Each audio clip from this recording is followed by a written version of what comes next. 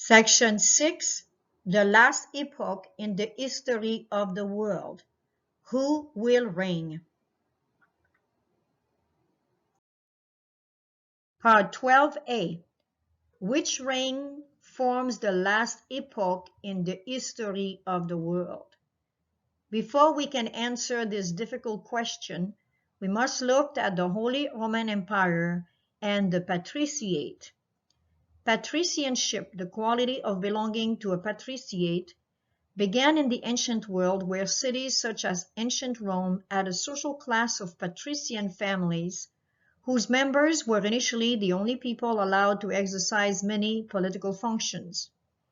In the rise of European towns in the 12th and 13th century, the patriciate, a limited group of families with a special constitutional position, was the motive force. In 19th century Central Europe, the term had become synonymous with the upper bourgeoisie and cannot be interchanged with the medieval patriciate in Central Europe. In German-speaking parts of Europe, as well as in the maritime republics of the Italian peninsula, the patricians were, as a matter of fact, the ruling body of the medieval towns. Particularly in Italy, they were part of the nobility. Members of a patrician society entered into oaths of loyalty to one another and directly with respect to the Holy Roman Emperor. The Holy Roman Empire was located in Western and Central Europe and included parts of what is now France, Germany, and Italy. It was generally ruled by a German-speaking emperor. In another link, titled America Now Looks Like Rome Before the Fall of the Republic, we read, Roman society was divided into two classes, the patricians and the plebeians. Three if you count slaves, which you obviously should, although they were less active politically than the other two classes. The patricians were large landowners in an era where the source of economic power was land.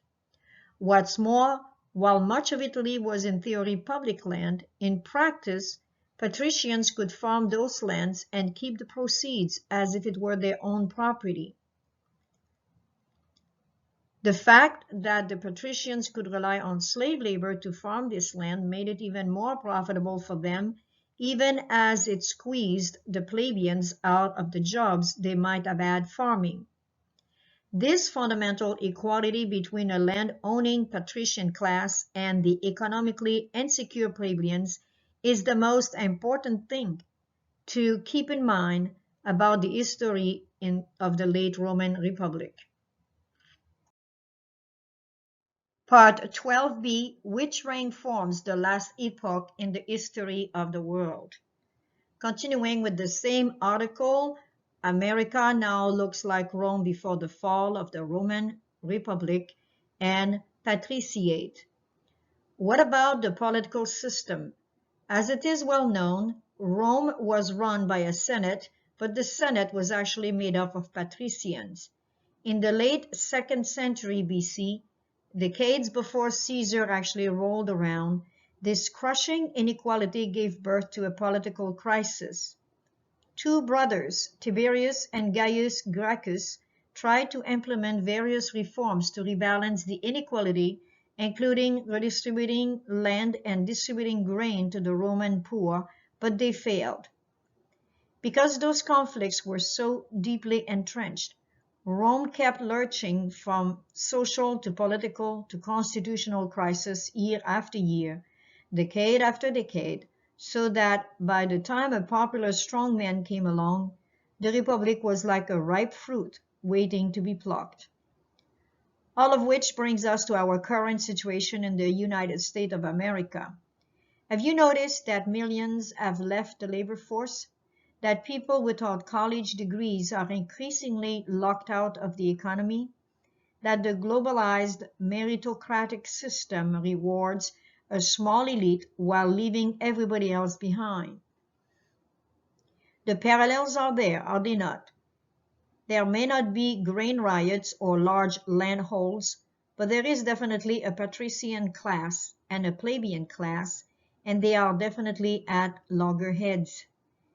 and the inability of the political and economic system to deliver an outcome that leaves both classes doing well keeps intensifying the conflict.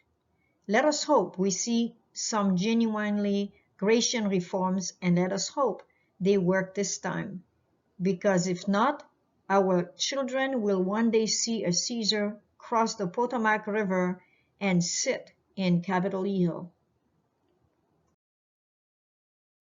Part 12C. Which reign forms the last epoch in the history of the world? Continuing with America, now looks like Rome before the fall of the Republic and living patriciates. The Rothschild family, a wealthy Ashkenazi Jewish family originally from Frankfurt, was elevated to noble rank in the Holy Roman Empire and the United Kingdom. And we give you the link for your perusal. Bill Gates might be a tech billionaire, but he and his ex-wife Melinda French Gates are also two of the largest private farmland owners in the United States, which would remind us of the Holy Roman Empire and their living patriciates. Very important links showing the ancestral background of presidents of the United States, which has been relatively consistent throughout American history, with the exception of John F. Kennedy, Martin Van Buren, and perhaps Dwight D. Eisenhower. Every president has ancestors from Great Britain and are related to King John. This particular list here on the second link shows that both President Obama and President Trump meet these requirements of being related to King John and also from where their family originated. Another kind of patriciate, the elimination of the middle class, socialism. And this taken from a link, the truth about socialism, it does not care about the middle class. Socialism has little regard for the middle class. It's all about securing and maintaining power for the ruling class, the patriciate. Consider the People's Republic of China, or PRC. Marred in Maoist revolutionary rhetoric, it was one of the world's poorest countries for its first 3 decades. Then Deng Xiaoping introduced socialism with Chinese characteristics. 40 years later, the PRC boasts the world's second largest economy, but its citizens remain deprived of basic human rights and civil liberties. The Communist Party does not allow a free press or free speech, competitive elections, an independent judiciary, free travel, or a representative parliament. Is it what's coming to us in the near future? Part 12D, The Mystery, Babylon the Great, the 2 republics, Rome and the USA, a New World Order, a Papal Supremacy number 2, establishing the 4th Holy Roman Empire.